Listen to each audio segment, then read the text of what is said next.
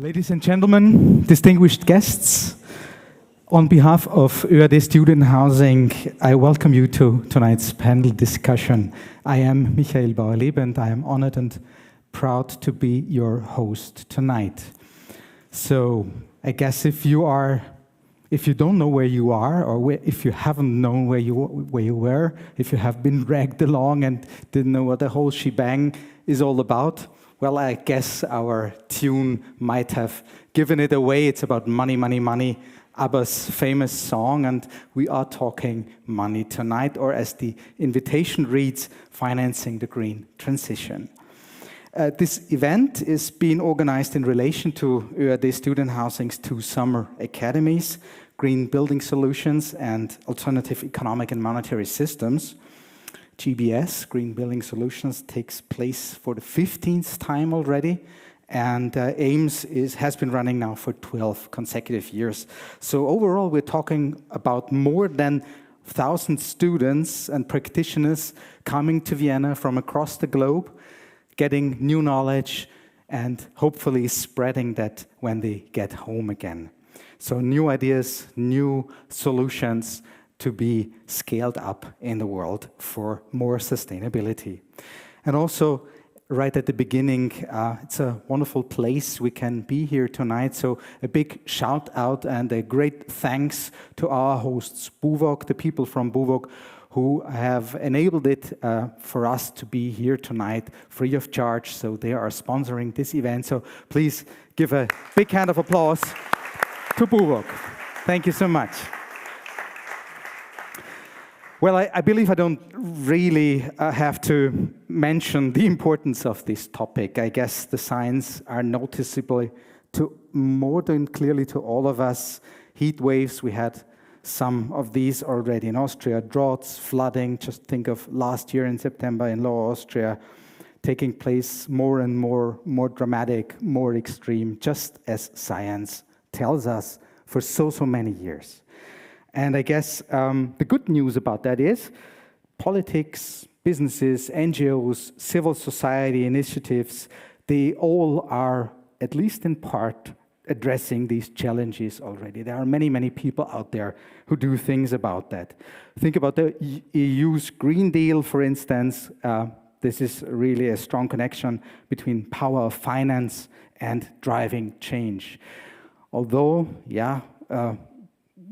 global climate, political society climate seems to be a bit in reverse now, but still so many people don't give up. So many people still try to do some change, to induce change, to make it better, to make the world a better place for all of us. And three of them, they are here tonight. They bring abundant experience and expertise to this discussion table, and I'm really happy to introduce them to you, our panelists in alphabetical order. Our first expert and distinguished guest is Andreas Breitenfellner. Since early in 2022, he works as senior principal for the Austrian National Bank's International Economics section. His research focus includes, among other topics, climate economics and green finance, economic and monetary union, macroeconomics and structural studies. And before he took his assignment here in Vienna, he worked also internationally, for instance, as economic and financial counselor at Austria's permanent mission to the OECD in Paris, or as an economic analyst at the European Commission in Brussels. So please give him a warm welcome to the panel, Andreas Breitenfellner. Welcome. Hello. Our next esteemed guest is a lot of things. He speaks of himself as a dancing economist, for instance, but he's also author, he's social innovator, founding member of ATTAC Austria, inventor of the economy for the common good, and also lecturer. The students among our audience, you might have already been familiar with him. He also teaches classes here at the AEMS Summer University. And what he also does, he often challenges incumbent players and dominant theories, thinking outside the box.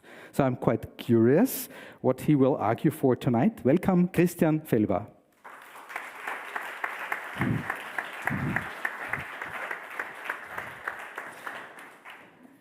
And last but definitely not least, the last but definitely not least, sorry, of our guests and experts is most renowned meteorologist and climate scientist Helga Kromp-Kolb.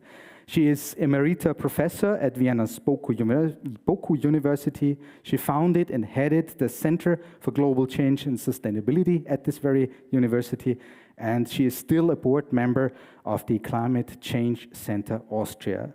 She received many awards for her persistent engagement in explaining and resolving the climate crisis, and she's also not afraid to speak plainly if necessary. I found an article in 2019, an interview with one of, or the largest tabloid in Austria, being asked about flying. And her answer was along the lines, as we have asked our parents what they knew and did about Nazism, our children will ask us what we've known and done about climate change. If we have to answer that despite all the facts, we took shopping trips to London, that wouldn't be a fine answer. And I fully agree with Helga Kromp-Kolb. Welcome to our panel.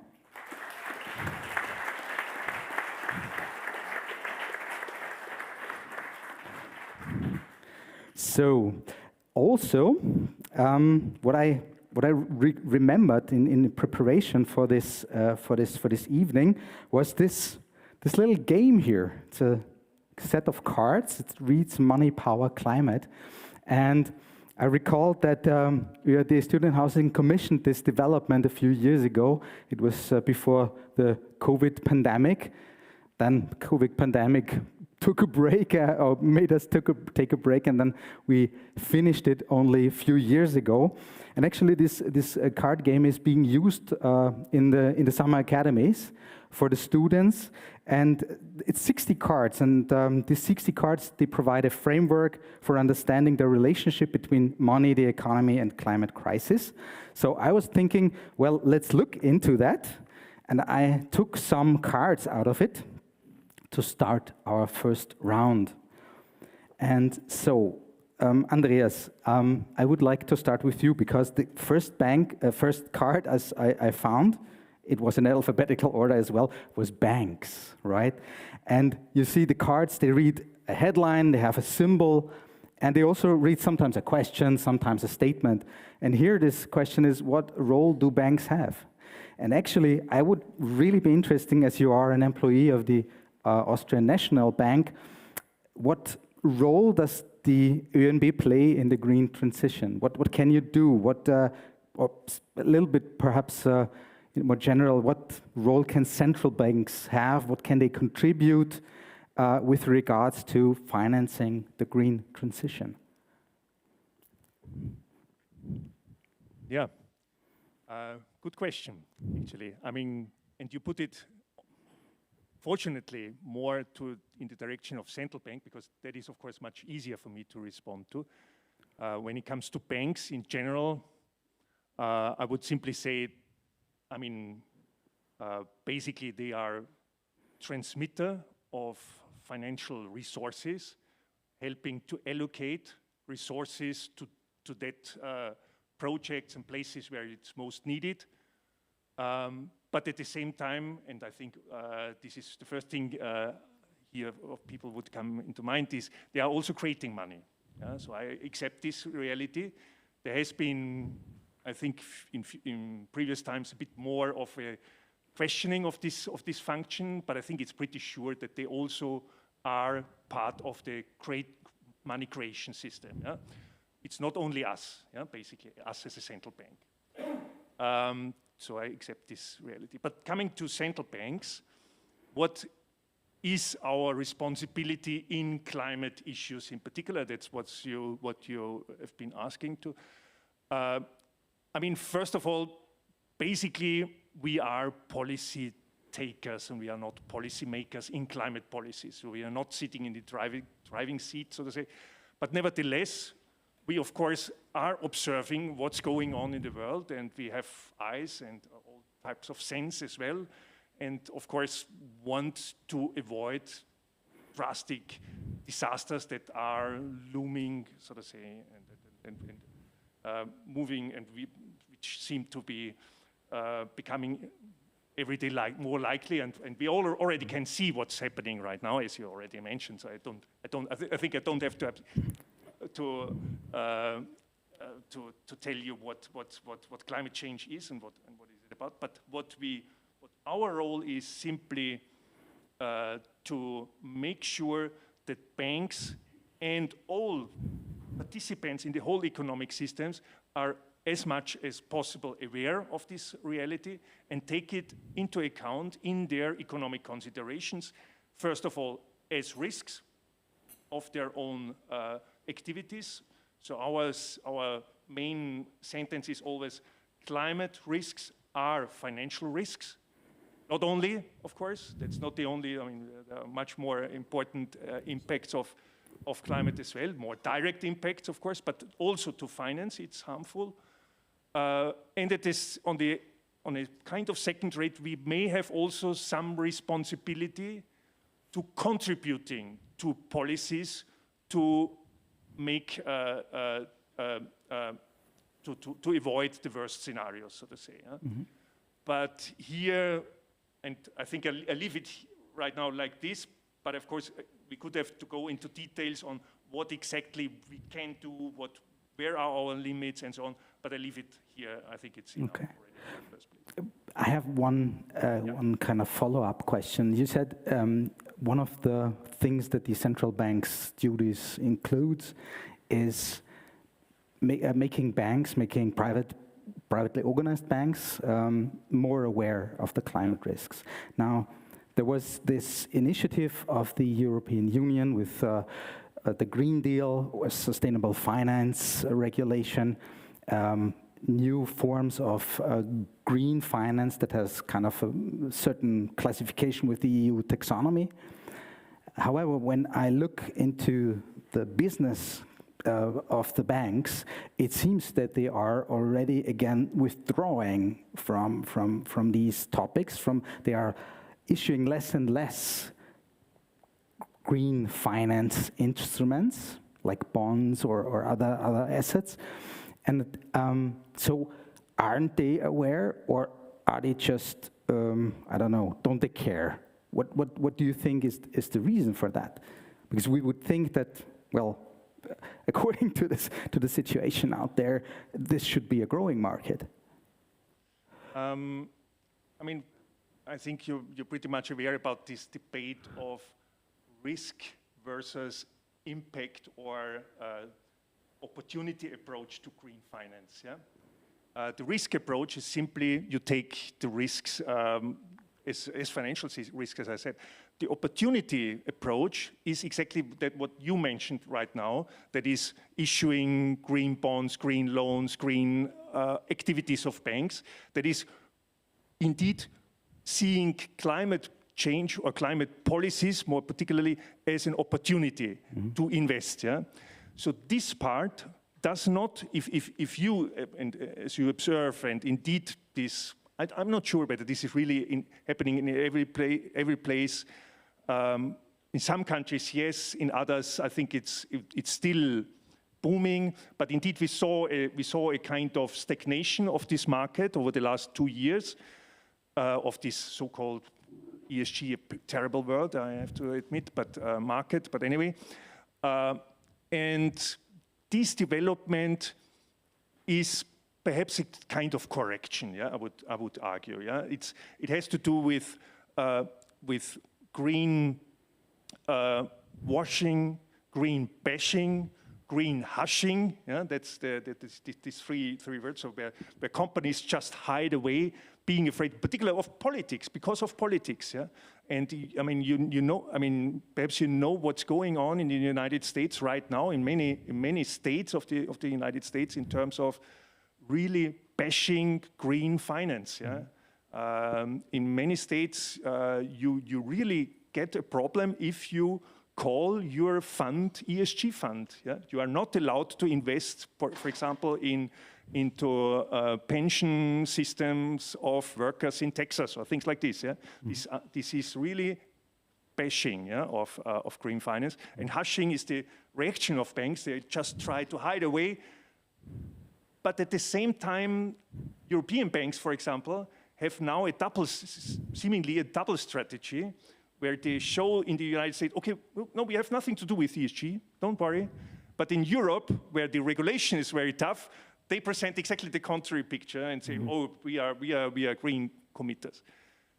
In both cases, I think it's our job to be skeptical, of course, yeah, as a central bank. I mean, we don't accept every word a bank is simply saying on this. We want to be it proved, yeah, and that's what we are doing actually. And there is a lot of activities of the European Central Bank, of our central bank, the Österreichische Nationalbank, and so on, in line with European Commission regulation, but also beyond this, yeah, to control, to indeed make banks subject to clear scrutiny. Yeah? That's what we are doing in this. Okay. So we don't trust everything just being said. Yeah, that's of course. Yeah. Well, I guess that's a good advice for avoiding greenwashing in the first place. Yeah. Okay. Perhaps if not everybody might know the term of ESG, it means environmental, social, and governance. So it's kind of a triple dimension of becoming more sustainable or addressing sustainability issues in the environment, in the society, and also in kind of the governance of a company. Just a sentence. Yeah. This term has been particularly, I think it has been invented by rather public institutions, but generally it's now much more common in the financial world, in the private financial world, and particularly in the United States. Not so much in Europe and in Austria. I don't hear it that much. But anyway. All right. Okay. The common good. You took the microphone already. That's good, because I would like to ask you also in the first round a question. I found another card that happens to fit our talk that we had before. It says sovereign money, democratic monetary system. And we talked a little bit in preparation and kind of along the lines of what we talked there. And also I introduced you as challenging the prevailing way of thinking and doing things. You mentioned that you believe sovereign money is a possible, if not required, solution to financing the green transition. Can you elaborate on that? Maybe a powerful solution it would be, and also a very democratic solution. But do you allow me to just add one sentence to your question to Andreas? Of course. Well, in my view, the most important relationship between central banks and commercial banks is refinancing transactions and operations. And a very simple environmental measure would be that greener banks are refinanced at a lower rate and less green banks are refinanced at a higher rate. That would be very simple. Today, all banks are indiscriminately refinanced at the same rate.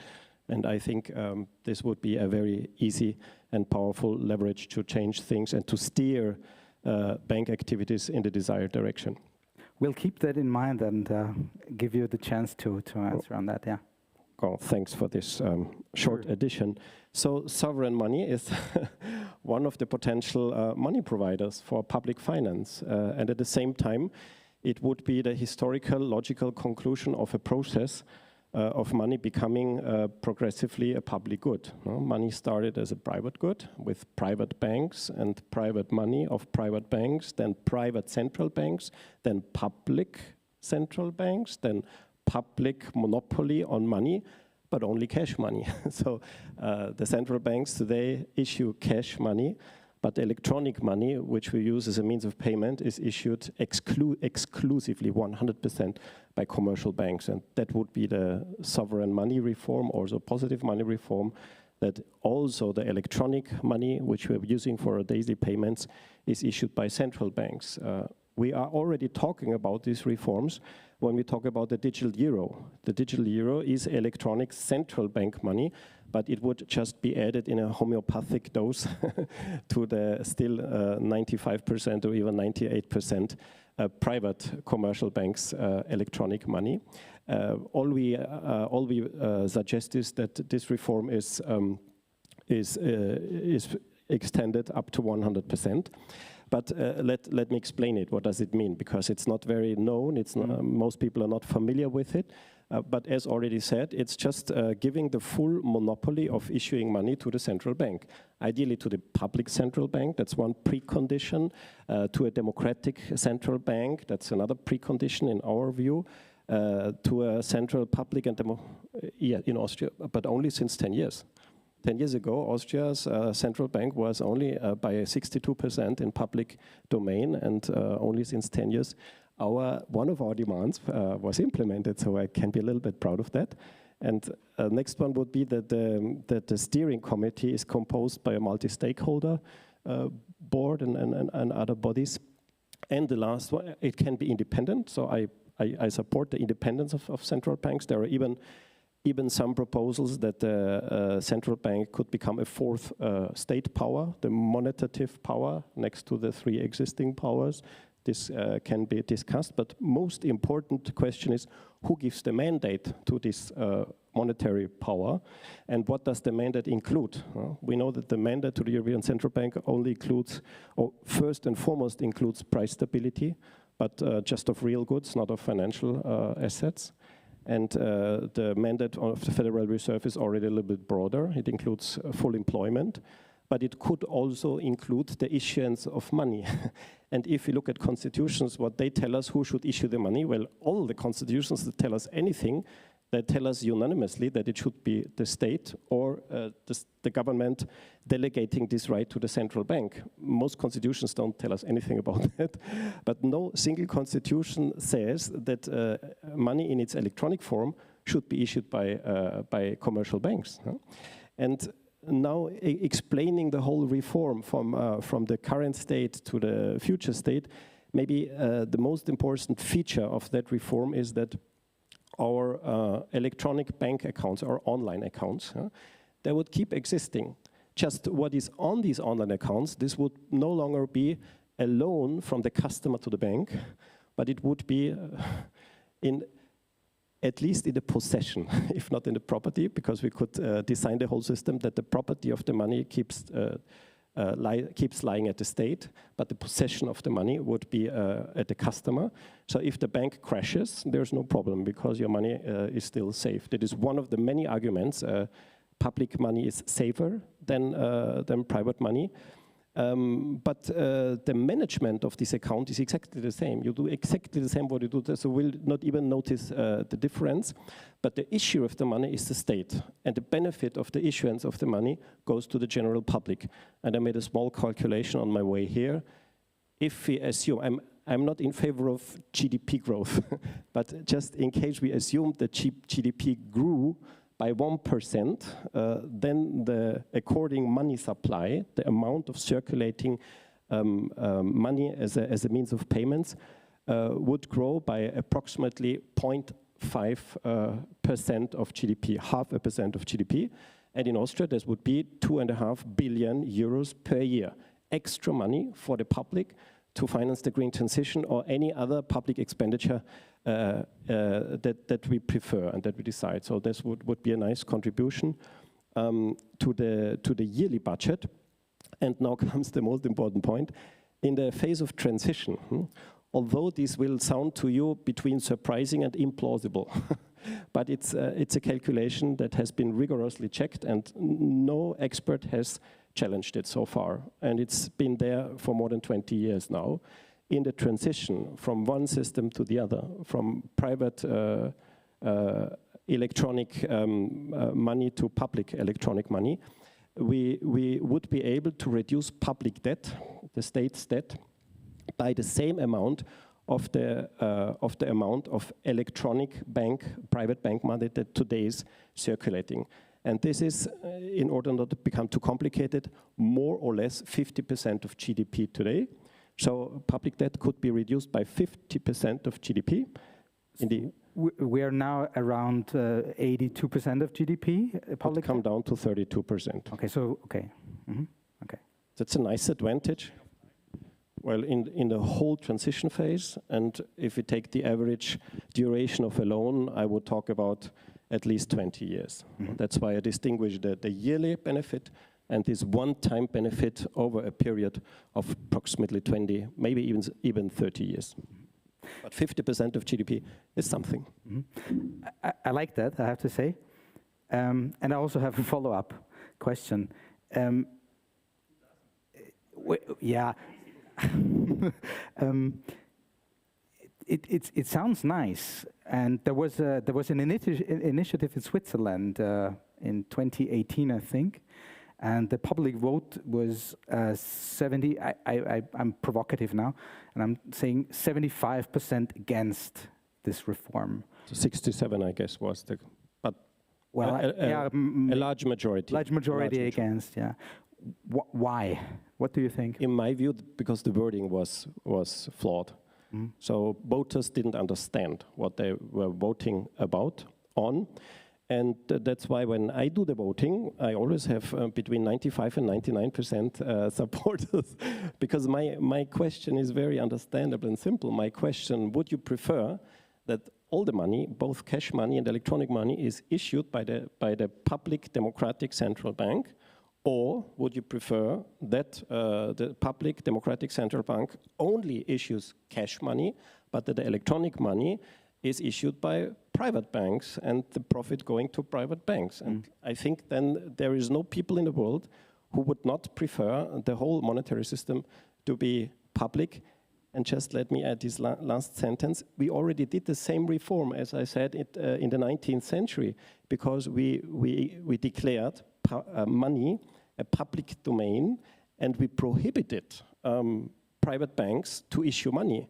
The only difference was we were at that time only talking about cash money because there was no electronic money. But we did exactly the same movement, exactly the same exercise we did already, and today it would just be the repetition of that exercises at the electronic level.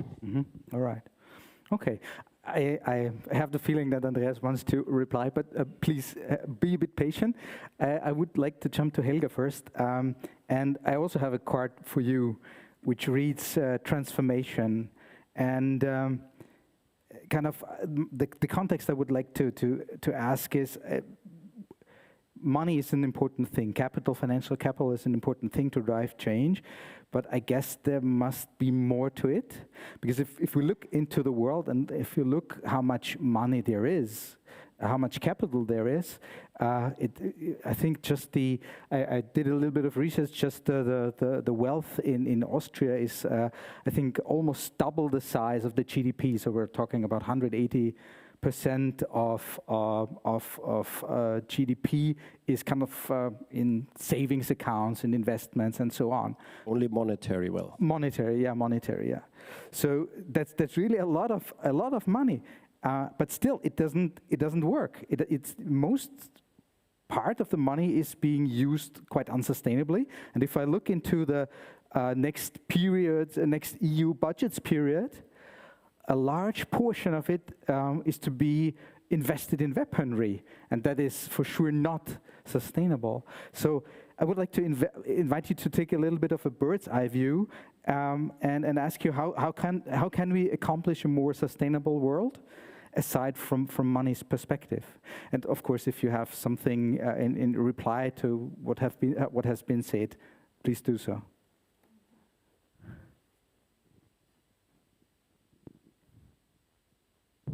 Thank you. There's so much to say. I don't know where to start. It's okay. The others talked a lot, so you may too. No. I'll try to be short. I think what we need to understand is transformation means a change in systems. It is not about improving systems, it's about changing systems.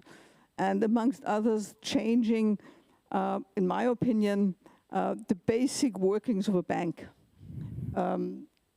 A bank at the moment, and I've looked at the definition of sustainability on one of Austria's largest banks, and it sort of says, well, we have to do to act like good businessmen, and at the same time also think of ecological and social sustainability.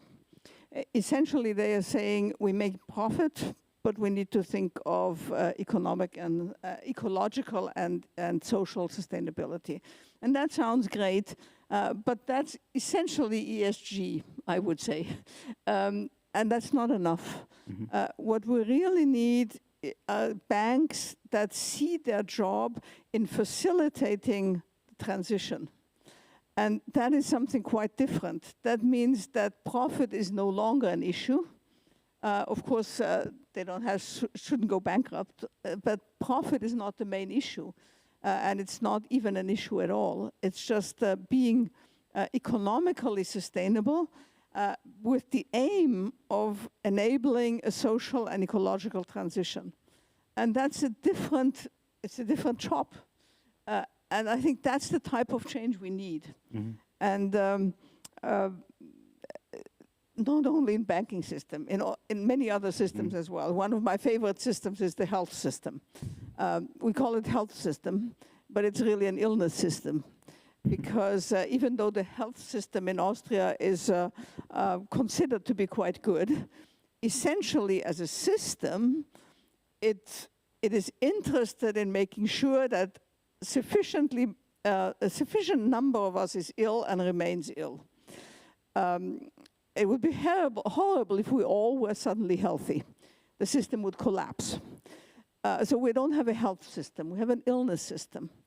And the health system is interesting insofar as it is practically totally financed by the public, either directly through our payment for some medication or something, and otherwise by insurance that, again, we are paying, supported by the government. So it's something that's really in our hands.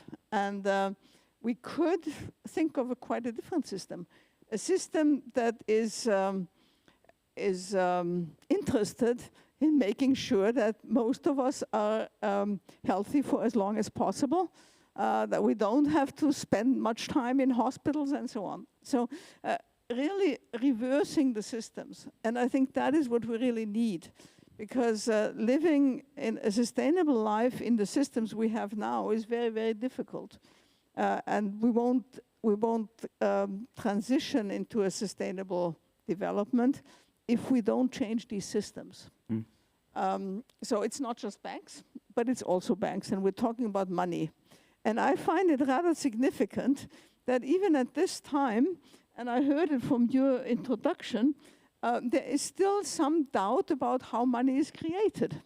I mean, we're using something we don't know where it comes from. It's sort of queer, isn't it? Personally, I've been with the AEMS long enough to be pretty confident that it is indeed created by the private banks, and there has also been this experiment where it was really shown that it is created by private banks. But it sort of shows us that we are working with a system which we don't fully understand. At least we don't have a common understanding of how it works. And how are we supposed to make the necessary changes if we don't really understand it? And I think the financial system as a whole, not just the money system, but the financial system as a whole, is something that is hardly understood because it's become so complex. And just one thought more. If we look at past civilizations, over the last 3,000 years, about 80 civilizations came and went. And if you look at the reasons or what caused civilizations to collapse, one of the reasons was increasing complexity. I mean, it's climate change, there's environmental destruction, there's disparity between rich and poor, so oligarchies, and there's complexity. And all of these indicators, there's no real formula when does a society collapse, but these are 4 indicators that turn up very, very frequently when societies collapse, apart from chance and some, I don't know, meteorites or something like that. And the financial system, for me, is an example of complexity of an enormous dimension, which means that we spend much more time trying to sustain this complex system than it is worth. So I think we really need some very, very basic changes. Mm-hmm. I like the idea and the comparison with the health system. So bad for GDP, though, if everybody is. Well, why do we stick to GDP? Yeah. I mean, GDP has so many flaws, and I don't think any economist originally developed GDP to make use of it in the way we are doing it now. GDP measures the flow of money, the turnover of money. Every war is fine, money keeps flowing. Every natural disaster is fine, money keeps flowing. But that's not what we really like. I mean, that's not what we consider to be relevant. Tell the people who lose their home because of flood, well, great, you're contributing to GDP. Doesn't make sense. So this is, again, a system change that is needed. Mm-hmm. Christian, you wanted to say something? Just to reconfirm with 3 examples, briefly. Replacing GDP, this super complex calculation, by measuring what really matters, no? From happiness to health, from flourishing relationships to trust, to political and ecological stability, would be a step of simplification, but it would bring along much more effectiveness of our culture and prevent us from collecting. In the banking system, it could be the way back to boring banking, as many have said. Boring banking could be that banks step back from these financial derivatives and huge complexity and financial casino activities to loans to the real economy after a common good assessment. And if they do that, they get cheaper money from the central bank. That's what I said before. So this would be a very simple example of simplification, and the same as you said, profits are not a bad thing, and even boring banks need profit to maintain themselves and have sufficient reserves, but they don't have to distribute the profits. No? That would be the easy distinction. We want to have banks who invest in the real economy, in the green real economy, and who do not strive for profits in order to distribute them. And this could be a regulation criteria of the European Banking Union. That would be a system change. I like it. Just may ask you already directly, if you have this systems change, as you named it right now, is it the same as the positive money proposal you made before? No, it's something different, isn't it? Because now different. The private banks have still involved. So is it on the way to the positive money proposal where only the central bank would be able to create money, which means basically only the central bank would be able to give credits, wouldn't it? Well, that's a common misunderstanding of the positive money reform. Okay. And in order to avoid this misunderstanding from the beginning, I'm combining these 2 reforms. So may I just quickly ask, positive money is the same as sovereign money, so we're different terms for the same idea, right? Exactly. Yeah, okay. Yeah, but the other proposal is giving banks an additional function. And so Andreas, these are 2 proposals. The other function is the remaining function for banks. That was your second proposal. And I'm just wondering how these 2 proposals are fitting to each other. Well, I would take away a function. I would take away the function of issuing money. That's why the banking becomes more boring. But usually they call it back to boring banking because banks stop to speculate in the financial casino, and they focus on the real economy. But sorry, may I interrupt? Isn't this a kind of third function that banks do in your sense, the speculation function? So this would be the third. You have the credit function and you have the money creation function. These 3, shouldn't we separate these 3? Yes, you can see it like that. Analytically, at least, yeah? Yeah, sure. Boring banking, financial speculation, which is off the real economy, I would overcome that. And I would take away the money creation function. Then there still can be profitable banks. They still can earn money, just a little bit differently. Like in the beginnings of bankings, most of the banks started as not for-profit oriented banks, savings banks, cooperatives, credit unions. They all started without distributing profits. And the linkage between the positive money reform and the boring banking is that I would even oblige central banks to refinance every refinance request from commercial banks, so that there would be no credit crunch ever by the fault of the central bank, because the central bank has to refinance commercial banks, but on the condition that commercial banks are boring banks that only invest in sustainable economic activities. Okay. So let me try to start somewhere at least. I mean, first of all, I'm a boring central banker. That's, of course, a big difference to you both, guys, because I am, honestly, I have to say, I have to be very humble on these issues, very modest. And even, as you said, I mean, what a scandal that we don't exactly, who is now, what quantity of money and who is creating it, and if it's a central bank or is it private banks. It's a very difficult question. It's not so easy as you would like to know it. I mean, I wished it would be easy, but it is not. And in this sense, I prefer generally an incremental approach, a gradual approach to issues as we are talking about. And I think the European Central Bank and we are doing quite a responsible job in moving in the right direction. As you might argue.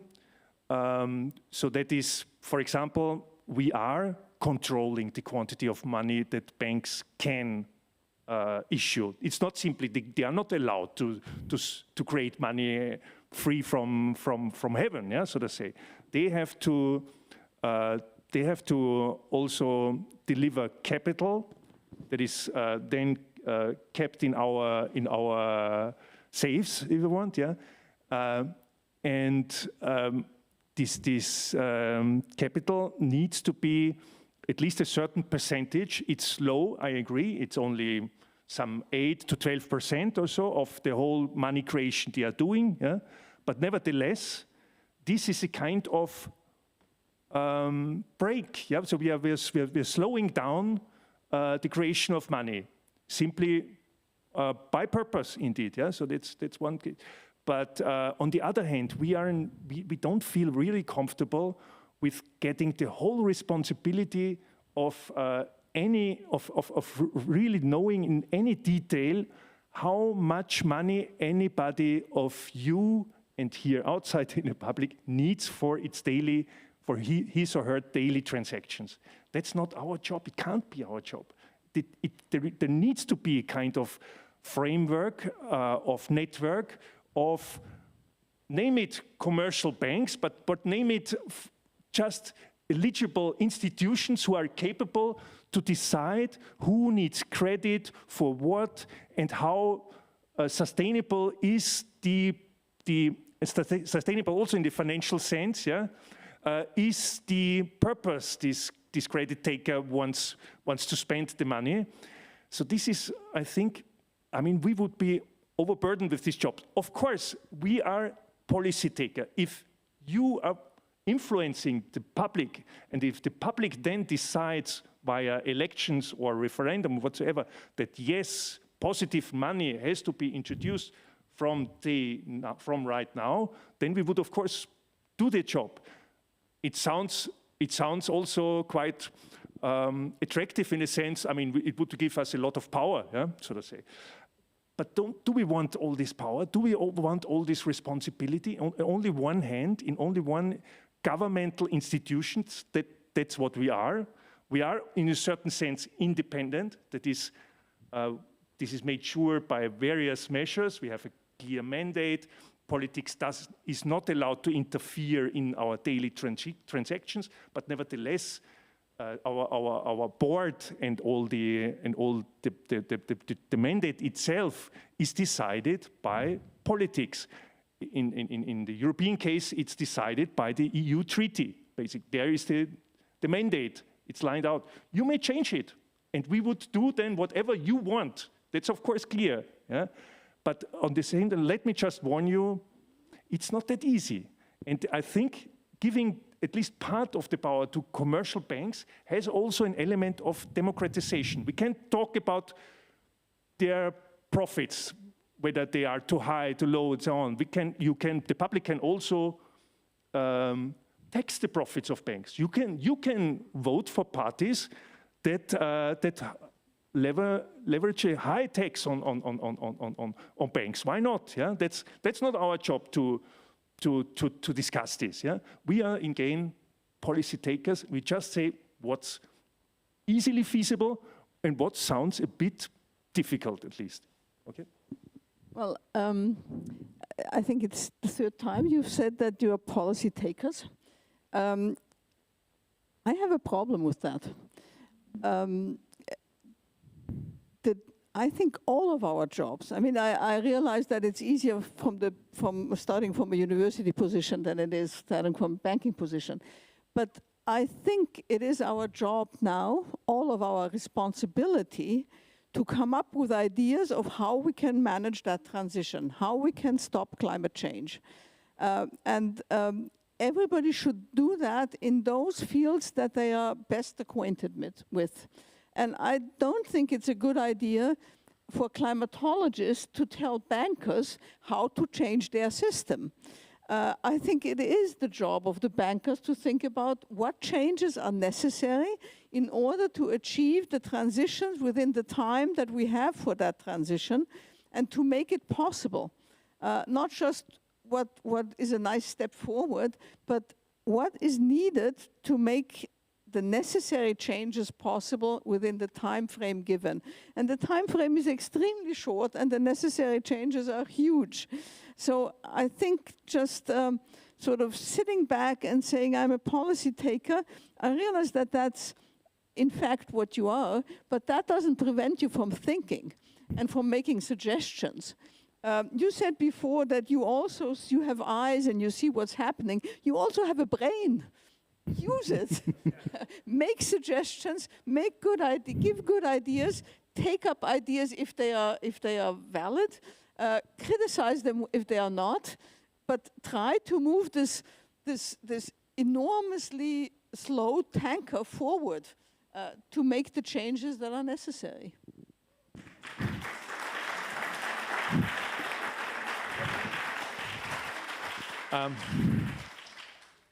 I almost completely agree with what you say. and actually I think at least partly we are doing exactly this. Yeah? I mean, for example, I've organized around 18 events in our bank where we discussed, and you also participated in some of those, where we discussed all the issues of energy transition in very much details, because we approach to these issues very humble, because we would argue, I mean, we are not technical experts, yeah? We don't know all these details, how transition would happen. So we invited all those, yeah? And on technical, also economic matters, we tried to discuss this. For example, this is what we did. What we also do is, for example, we publish a lot of, and look at our homepage of the Österreichische Nationalbank, the same with European Central Bank, we publish a lot of papers where we discuss what are the financial investment needs for transition to indeed happen within the time span, how much we would need, how it could be gathered, and how we could spend it optimally. There is a lot of papers where we have scenarios how climate change would influence the economy, the financial system, how it would be harmful. So where we make clear that yes, indeed, here you are completely wrong, we have to act and we do our part, that's true, but the main action should come from governments. And that's what we also tell the government, that, by the way, we do this, we keep this responsibility, we tell them, sorry guys, if you really want to have this change happen in time, we need, for example, a much higher pricing of dioxide. CO2, of carbon, yeah, simply. And we even, I mean, we have a lot of studies where we come up with numbers that would be mind-puzzling for some of you, up to 600 and more and so on euro per ton of things, so far higher than the prices we have right now. So things like this we are doing. Of course, you could always say not enough. Of course, I completely agree. In a certain sense, I mean, we have some limits with the mandate. But again, the public is also free to extend our mandate. Yeah? But you know, all the examples you brought now is of other systems, not of your own system. It is not how does the money system have to change in order to be able to meet the necessities. Now let me just tell you what we are indeed doing. That's not a lot, but in many details it's quite a lot. So it's a lot of work, but not. A few examples, then Christian, and then I would like to open the floor also. The question is already, is it about doing a lot or is it about doing effective? It's absolutely, I agree. But of course, it's difficult. I agree. It's difficult, but it's doable. Just to give you an impression what we are doing. Did you give me the word? Just a few examples from Andreas and then Christian. For example, and it fits very well to some of the proposals you made. So for example, collateral. Collateral means are the securities that banks have to deliver, at least to give us for a certain time, in order to get liquidity from us. Yeah? The central bank is providing liquidity to commercial banks. And for this, we don't have prices, explicit prices, different prices for green versus brown products. That's true. But we have already now decided a haircut for products that are specifically brown. Yeah? And this leads to effectively to a different price, exactly what you wanted. Of course, the difference is perhaps too little probably for you, it's just 1 percentage point or so, but still we are exactly moving in there. Another example is our corporate bonds project, where we have, haircut I would explain, because I think people didn't understand. Haircut means simply that we just cut off some 2-3 more percentage points of this particular collateral, this security, which is basically the bank gives us as a bank for example, the security of a house owner. Yeah? Basically, it's the house. The house, the mortgage of the house. Yeah? They are now giving us these are now then in our safes, and we just tell the bank, okay, instead of 100,000, it's only value 95,000. So if you want liquidity of 100,000, you have to give us some additional collateral. That's what we're telling them. So that's how it works. And by this, actually, this is reducing the price of this collateral on the market. Yeah? So it's a market reaction, where then the price is lower for this particular brown collaterals. That's what we are doing. Okay. We are skeptical, for example, against having an explicit pricing different, because then you would come to a very difficult situation. I mean, then, and we had Andreas, this debate, I have to be what other strict issues now? worthwhile to have lower prices and so on. That's getting really difficult. Okay. So Christian, and then we open the floor for questions of the audience. I think the only difference that has remained is that you're doing a lot of things. I'm asking for a lot of things, but you are doing small things, and I'm asking for big things. That's probably the match between us, and Helga is encouraging to even change the system, which is maybe even bigger.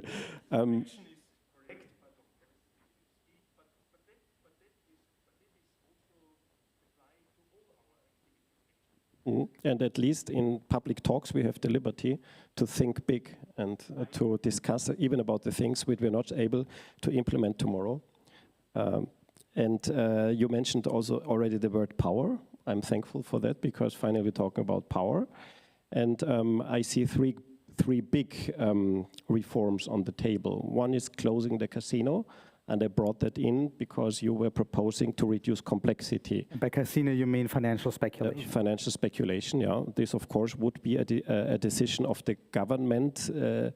Actually, it's a decision of the parliament, not of the government. But government is a kind of an equivalent of the state in public English. But actually, it's the parliament's decision. And the parliament is the representative of the sovereign citizen. And in a better working democracy, it could be an initiative of the sovereign citizen to close the casino. And then the central bank would be the policy taker, and it would have to oversee by far less, because banks would be by far simpler and not creating this huge systemic risk. The second reform that I was proposing, the boring banking, includes that loans go only to the real economy after common good assessment. And still here, the power of every single credit decision lies in the commercial bank, same as today, because there was some kind of insinuation that the central bank is getting too much power, but that's not the case. Same as today, commercial banks are policy takers in the meaning of Basel 1, 2, 3. They make the financial risk assessment today on the base of the law, and then they grant the law or not, and they take the risk, and the central bank doesn't do anything except for maybe some very specific instruments which are conditioned to lend out money to specific sectors on behalf of the commercial banks. And with a common good assessment, it would just be the same. We could also call it an eco-social Basel III, which includes, next to financial risk assessment criteria, also ethical risk assessment criteria. But the final decision would still lie in the bank. And the central bank would again be a policy taker and just oversee different operations of the banks. And the positive money reform, well, this could be an initiative from the central bank. So I think here your responsibility as a citizen is addressed. And actually the central banks are already starting to issue sovereign money. So the digital euro, I already mentioned it, is an ongoing project of the European system of central banks, and the Austrian bank is prominently in both these projects. So it's doing its job, just not 100%, but 3%. And in order to remain some contradiction, I would like to contradict on the technical level, partly because you say you are kind of slowing down the growth of the money supply. I agree, because there are these minimum reserve requirements and capital requirements and other 3 requirements in total. And these 3 requirements slow down the growth of the money supply. And still, money supply in the Eurozone grew in, I think, 10 years from 30 to 60% of GDP. And there is no other explanation than the financing of bubble building. And in Iceland, the money supply grew 19-fold. And it grew that rapidly because this slowing down by the central bank doesn't work effectively in times of crisis. In times of crisis, banks inflate the money supply through lending out loans on the one hand and through buying assets on the other hand. And central banks have some tools to slow this down, but not sufficient tools. So it's no contradiction that they do slow down the growth of the money supply, but not sufficiently, and I think more tools are required to really keep the financial system stable. We call this macroeconomic stability, and this is maybe a written goal of central banks, but in times of crisis, it's not a practiced goal. So that would be kind of an argument along the lines or the reasoning of Thomas Piketty. Is this correct? Do I understand it correct? So kind of keeping financial growth and real economy growth balanced? No, actually, now this was an argument for the positive money reform, because after the positive money reform, banks could do neither. They neither could just create money by lending out a loan. This would not be possible. And this is the way how money is created by commercial banks today. They just book a loan claim against the customer on their asset side, and they book an amount of money on the liabilities side. And this is how the money supply increases. Or they buy an asset from an asset seller, And they also book again money on the cash account of the asset seller, and the money supply increases. So money doesn't fall from heaven, as you said, but it is created ex nihilo, and that's why it's called fiat money. There are conditions, I agree, for creating money ex nihilo, but still money is created ex nihilo, and the possibility of regulators to steer this dynamic are limited. Okay, thank you. Well, so let's open the floor to the audience. We have a first question already. Thank you. We heard a figure of 10 trillion euros that is apparently an amount that Ursula von der Leyen was talking about. There she was saying that we should be investing this money more properly. One of the solutions would be coming up with sustainable solutions, right?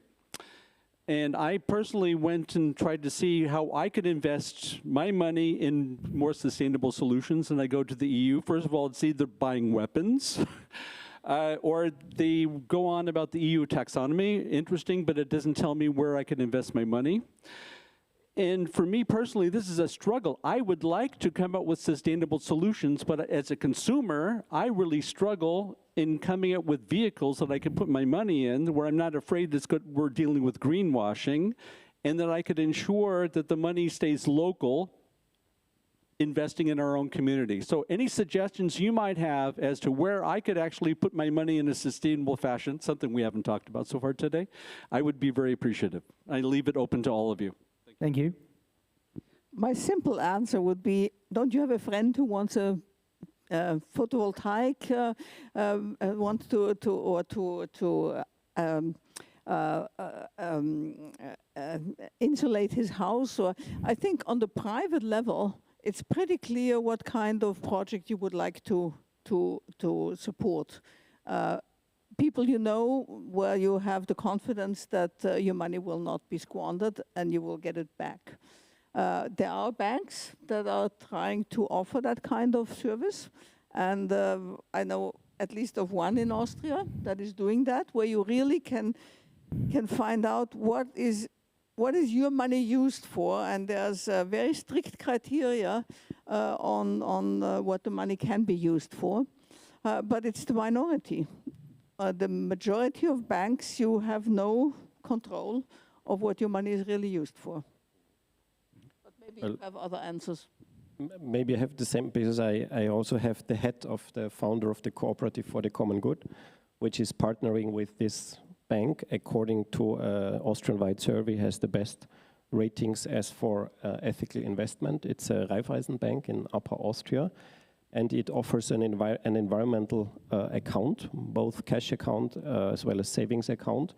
And in partnership with us, we are offering a common good account. And this is proved. And the money is going exclusively to organic agriculture, to renewable energies, to social housing and the like. So it's really a very restrictive investment approach. And just to give an answer, of course, you could open such a common good account and also a common good savings account. And then there is also a crowdfunding platform of the Cooperative for the Common Good, which you could participate in crowdfunding projects. But this should not be an advertising of a single actor.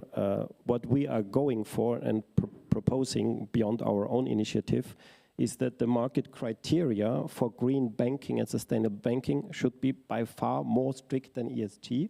And to make it short, my own proposal is to help commercial banks to enter the stage of sustainable finance and sustainable banking, is that they can open up, you can call it a sustainable banking line or a common good line, by three segments. First segment is a certified sector, like organic agriculture certified or fair trade certified, or some green buildings certified. Then there is nothing more needed than just to show the certification.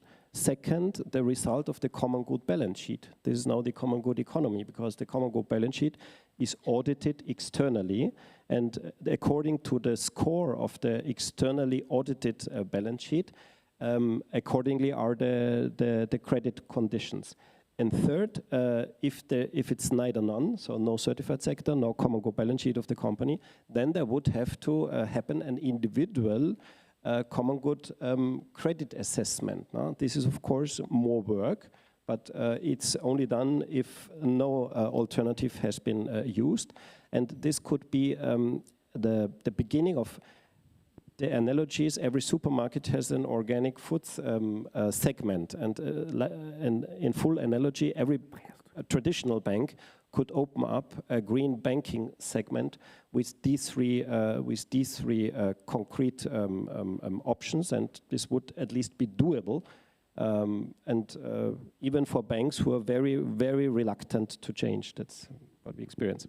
I mean, there's many banks, maybe all of the banks, I don't know, have this this sector of sustainable products, but the claim. Yeah, but I'm in some of the advisory boards of these banks, and they are trying, but I think it's not enough to have the sector of organic food. You want a shop that sells only organic food, because otherwise you're never sure that there's not some sort of flow between the two. And this is what this one bank certainly has. It has a clearly separated money circulation that is just in this. As a consumer, I don't want to have to make a choice. I want to have just good choices. In that sense? I mean, actually, I would like to go to a bank and know that if I give the bank my money, that it is not being used for anything like war, and not being used for child labor, not being used for nuclear, not being used for, and so on. I know from my work with these banks, one of the problems is that they never say absolutely not, but they say below a certain percentage. Because they are afraid, because the money is so, where the money goes is so split up that in the end they don't really know where it ends. They support, I don't know, maybe a line of hotels, and then suddenly one of these hotels has a casino, and they don't even know it. So they always have these limits. But they are rather high. But banks like GLS would know, wouldn't they? You're just talking about these 100% green banks. They do know, because GLS Bank or Banca Etica or there are some German banks. All right. In Austria, we don't have any of these banks. Yeah. That was the reason why we tried to initiate one. Andreas. Of course, you won't hear from me any particular advertising for any bank, but I could give you just 3 ideas where to look at, and now without going into details of what you said, but here just giving you 3 examples that are all 3 kind of publicly supported projects. Yeah? One is of ÖGUT. They have a homepage that's called Grünes Geld. And there you can at least have already kind of indication how to better understand what's on the market. And I completely agree, it's really difficult. And I share your skepticism fully. Also mentioned here, greenwashing is at every corner. It's really difficult to decide. Second is a project that's called, it's private, but it's a social enterprise that's called Cleanvestment. And they are cooperating, by the way, with the Arbeiterkammer Oberösterreich by choosing, and what I find very funny with this and interesting with this homepage is that you decide the criteria. You can click what you want. No nuclear power, no child labor, whatever. Yeah? So you have all the criteria you can choose and can look what type of funds are more prone in this direction. And the third proposal is to go to the homepage of Umweltzeichen, which also have a specific Umweltzeichen for it's kind of the environmental label of the Austrian government, basically, together with consumer organization, and they have a specific that's called Umweltzeichen 4949, which is specific on financial products. Here you find a lot of funds, banking products that are at least minimal checked in terms of quality. Some of those you mentioned are also mentioned there, and there you can make your mind up, I think, a bit better. Okay. Thank you very much for that, those suggestions. Maybe just as a quick follow-up, where I really struggle is we do not have vehicles like a sustainable index fund, where I don't have to think about all these things. I know that the money will be invested in something proper, that I can stipulate, I think is very good, investing in my own neighborhood. And I just really struggle in coming up with simple asset vehicles that seem to be all over the place for everything else, but not for sustainability. Thank you. There's a question in the middle section, a question. And then we have another one. No, first this one. Oh, okay. So we start, I'm sorry, I didn't see you first. We start in the back and then we move to the middle. Hi, thank you so much for the interesting conversation. I just flew from US yesterday. I just graduated from grad school in Columbia University, so I'm not very familiar with the situation here. So I'm very curious about your thoughts in modern monetary theory in EU context, and whether the current economic potential recession would result in an increase in shadow banking here and the private equity of the investment. On top of that, I'm also a little bit curious about the political risk of I know in the US is tax credit for green transition, and I don't know whether here we have something similar that people are concerned about because of the political situation. Yeah, and also I want to add an interesting fact on top of what you were saying about the regulation.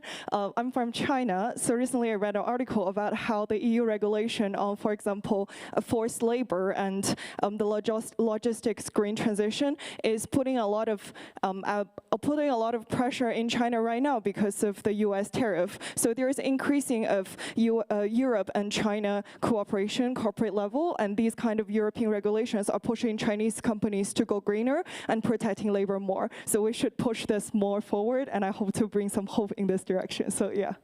Thank you. MMT? Also shadow banking and also shadow banking. Ethical world trade. Perhaps you can start with combine MMT. it or try to keep it short. I will elaborate on MMT. I would consider MMT, modern monetary theory, the twin sister of the major proposals of how to, I would say, further evolve the monetary system on the table. And I haven't touched it because of time restrictions, but I'm equally a supporter of this modern monetary theory as I'm a supporter of the positive/sovereign money theory. I call them twin proposals.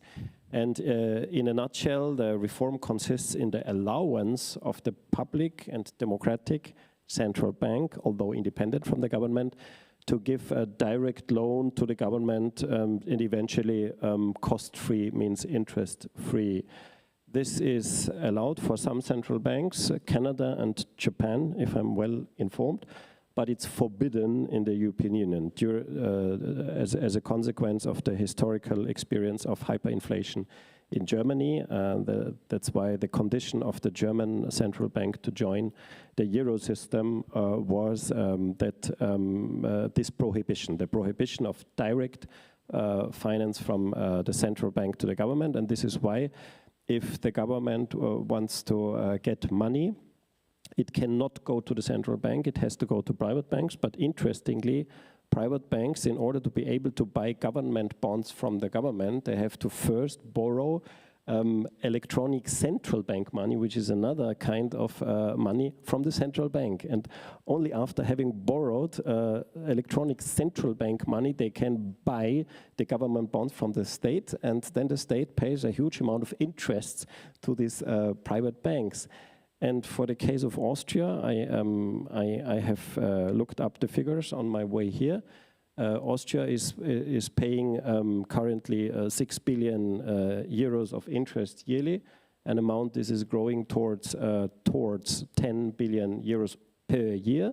This is between 1.5 and 2% of our GDP, and we could save that money if we shifted our public debt. We already heard it's 82%, 84% at the moment, and for this 82% public debt related to GDP, we pay today 6 billion euros per year, and soon we will pay 9 or 10 billion euros.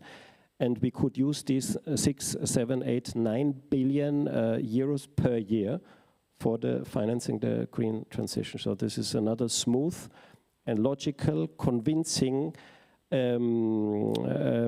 proposal, which, different from the positive money reform, already exists in other states. And if you're now afraid of hyperinflation, look at Japan. Japan has a public debt of 250% of GDP, a little bit more than the maximum of allowed 60% in the Eurozone, and still Japan doesn't have hyperinflation.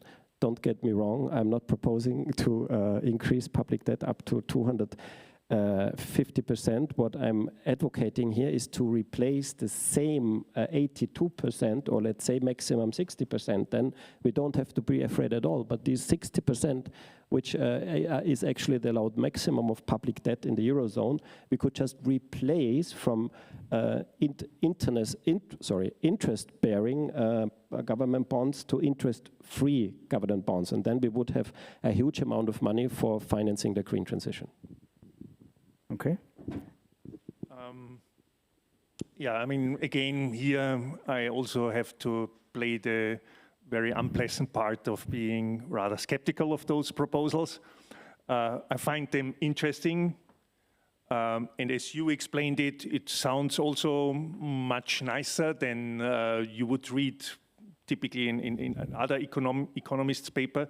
There's only a very small minority of economists who would be in favor of this proposal, and you would find a lot of criticism on these proposals, basically saying everything has to have its price, and even debt and even public debt has to have its price. Of course, this price has to have a limit, I agree, yeah? So it shouldn't be too burdensome, yeah? But the price is a signal, simply. It just shows and should tell the government also enough is enough. You should take care. Yeah? I mean, okay, Japan is a different story. Japan has only, all its public debt is owned by Japanese, basically. Most of it, 94% or so, is owned by Japanese. So there's lack of a problem. And by the way, the Japanese are kind of forced to take this public debt within their pension schemes. Yeah? So there, it works. But all these regulation would simply go against European legislation. Again, you are free to discuss this, to change it. I can only show a kind of skepticism, but I'm ready to hear what you're proposing. Mm-hmm. Helga?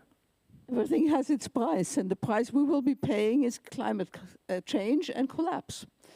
That is the price we're going to pay. Yeah, really to interrupt, because this is not the decisive constraint. The decisive constraint is simply, and here I think we agree, is finance. But how to organize this finance is a completely different story. And the government still can just reshuffle some of its investment towards green investment. The problem is, of course, and here I think we agree, the government invests in so many things that are not green at all, basically, that are basically contributing to climate change. And here you should start it, and we all together should start it at showing them that's going to disaster. Yeah? Yeah, I think that's an important part of it. Of course, the government is not spending the money the way I think it should be spending the money. And it's intending to spend even more money in directions where it shouldn't be spending money. But that doesn't mean that these constraints are not also constraints in thinking. And I think that's one of the problems, that if the government has the feeling that it has no money, and it doesn't have the feeling, it tells us all the time. It tells us all the time we have debt and we have to save. And just look where it's saving. It's saving in climate issues. So the money policy is a constraint. I agree with you, Helga, that the price of climate change and collapse is too expensive to pay. So we should afford preventing it. And there is enough money, although it does not have to come necessarily from the MMT. That is the only nuance. And I agree with you, Andreas, that everything has its cost. And I would say, yes, of course, the credit given from the central bank to the government should be paid by the government, but just covering the costs. And then it's maybe an interest rate of 0.1 or 0.01 because the costs are irrelevant. And what I want to know, have a blackout? Yes, sorry, getting back to you, Helga. The money is there, no matter if by MMT, by positive money reform, or by a wealth tax. Now we're coming to the shadow banking and the shadow. What you haven't talked about is a third source of money would be taxing the super rich. No? We are not having billionaires now, we are having centibillionaires since 2018. And if Oxfam is right, we will have a first dollar trillionaire by 2034. So we need to tax this Überreichtum in German by Martin Schürz, a colleague of yours at the central bank, and super wealth, we could translate it into English. And we could close the shadow financial jurisdictions. That is technically no problem at all. And then if we take the figures you presented from Austria, so we have a monetary private wealth, which is almost the double of GDP. So if we tax it by only 1%, we have 2% of GDP. Mm-hmm. So if there were the political will, we could do it tomorrow. According to a representative survey in the Austrian population, about 70% would support such a reform. And just to close the argument, all of a sudden, in the great financial crisis, we used up to 5% of GDP to bail out banks, and the money was there. In the pandemic, we used up to 20% of GDP to manage the pandemic. And NATO has just decided to spend, instead of 2% of their GDP for armament, 5%, so plus 3 per year, plus 3%. So these are three examples. The money is there if the government wants to. And my conclusion is, I think governments are too powerful as for budget decisions, and we should involve the citizens more into budget decisions. I'm at least sure that the people's preferences would not be bailing out banks and increasing the weapons production, and they would, at least to a certain degree, give money preferably to the green transition. Okay, thank you. So we have time for the final question, but I guess all of you will be staying late a little bit, yeah? So if you have still some need for discussion, then feel free afterwards. So final question now. Yeah, I've talked to a lot of founders that run companies that would be, the intermediaries of the green transition. So everything from, carbon capture jet fuel to hydrogen airplanes to, electric commercial trucks. And what I have heard from them and what I understand is that even though they want to do the right thing, say on like social governance or, in having, looking at their supply chain, making sure it's ethical, it takes a lot of time, and their founders, they have to move at a really quick pace, and they have investors breathing down their neck to deliver, to have them deliver a 10x return. And, the most successful, kind of outcome of all of their endeavors is to exit, so be bought out by like a giant corporation or another conglomerate or something. And so how do we communicate to investors what their rates of return are going to be when they're financing the green transition? Can we promise them that they're going to have a 10x return, or are we going to have to temper their expectations? And how do we communicate that? If I may start here. a very interesting and very good question, I have to say. And by the way, I liked, and I think it's my final word now, I liked very much the discussion here. Even if I don't agree with everything which was said, I'm thinking about what you said, and I will continue to think about it. And yeah, I find it really fascinating and interesting discussion. Yeah, how to, I mean, the problem with the return on investment is it always comes with risk. And basically, there is a very simple explanation for any return. Yeah, perhaps you might disagree, but that is basically its risk. Yeah, it is simply the other side of risk. Yeah, so to say. And of course, these type of investments are by definition quite risky. That is, of course, then, of course, on the other hand, they should also deliver quite a nice return if you survive, yeah, simply, if this investment survives. So the possibility to lose all the money is not discountable. So how can the public support these? It is simply by subsidizing this investment. If it's in line with public policy, then the public could subsidize it. By this, not directly getting involved in this investment alone as a public monetary money theories and so on would suggest, so that the state would take on all the powers. No, it would only facilitate. It would only take some of the risk on the one hand or increase some of the potential returns, so that these particular financial products then becomes bankable, as it's called. Yeah? And this is not that costly as some people would think of. Yeah? Generally, there's this saying that with every public investment in this area, around 4 to 6 times as much of private investment would go on. And that is without very tricky instruments.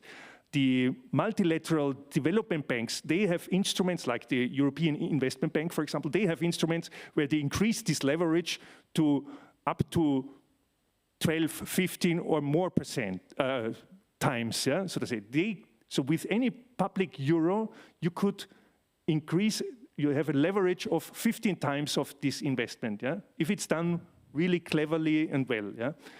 So in this sense, I think we need public money indeed, but we also have to think creatively how to combine it with private money. Private money won't do the job alone, that's clear, because these projects are not profitable, taking the risk into account right now.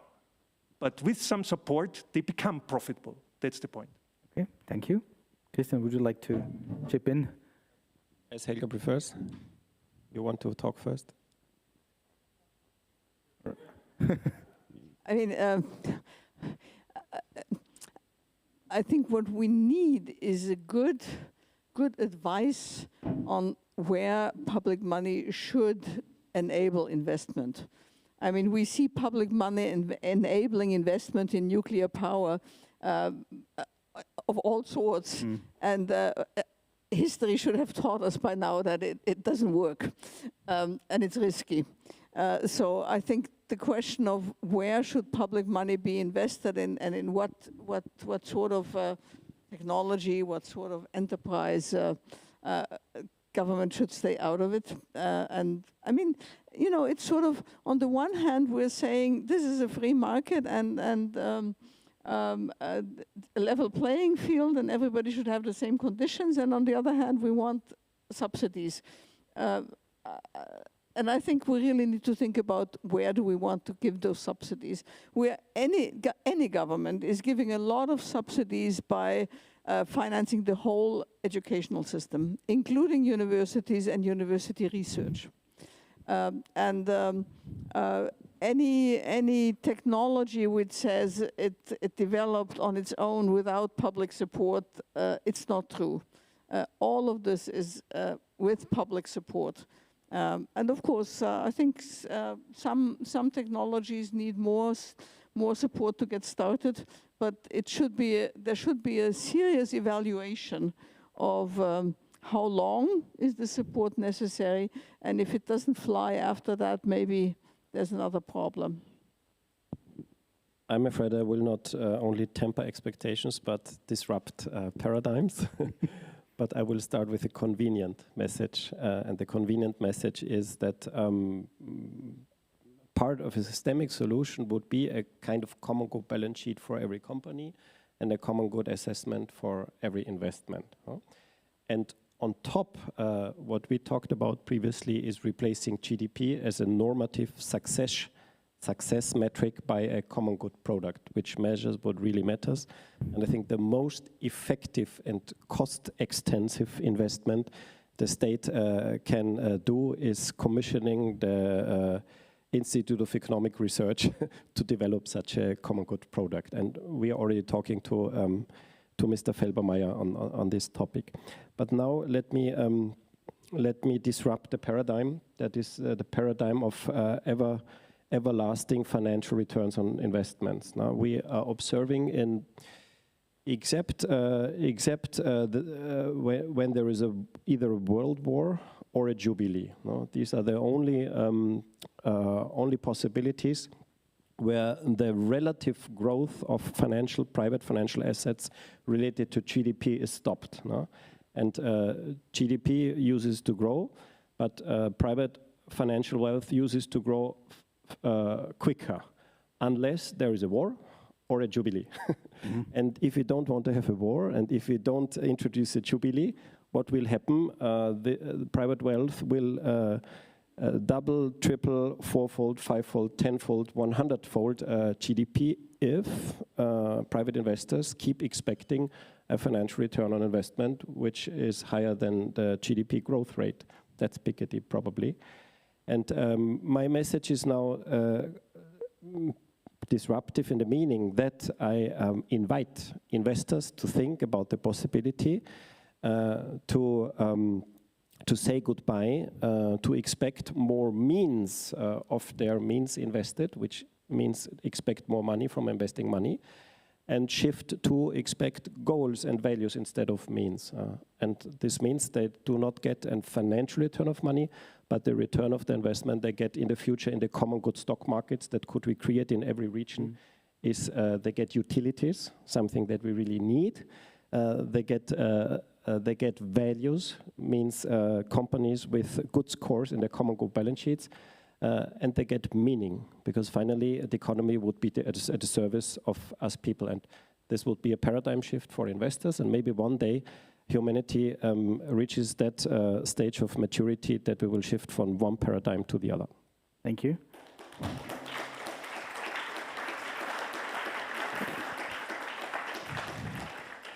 So I'm afraid we cannot take any more questions, as we are already a little bit over time, though we started a little bit later, so it's okay, I guess. Yeah, what you said, I think it reminds me of Buckminster Fuller, the inventor, who said, you cannot fight the system, you have to invent a new one that's superior or more attractive. And I guess in this sense, the discussion will go on to talk about new ideas, new systems, new structures that we need for this paradigm shift. Thank you.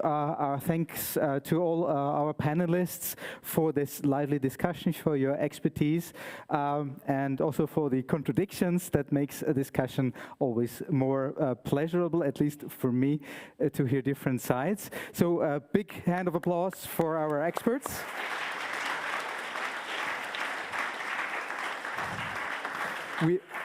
We have not touched upon many more topics, of course, to shed light on. There's still a need to go on, but that's a good thing, I think, because so the Summer University can go on, can think along new lines.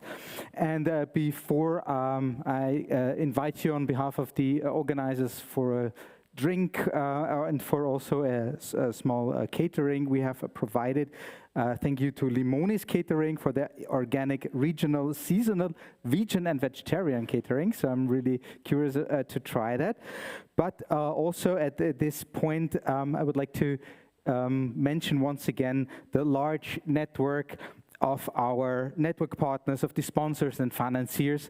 Without these events, the universities and such panel discussions could not take place. So take a look at the large amount of partners that we have gathered over the years, and a big thank you goes out to all of them at this moment. And also a last event information. So next Tuesday, the 29th of July at 8 p.m., there will be a public movie night showing the documentary about changing the system, which is called Outgrow the System. So if you have time, next Tuesday, 29th of July, 8 p.m., there's a movie night also with public access. Thanks for now. Thanks for taking the time to come here, to pose the questions, to listen to us. And now, please enjoy the rest of the night with discussions, with a glass of wine, a glass of water, and our good catering. Thank you so much.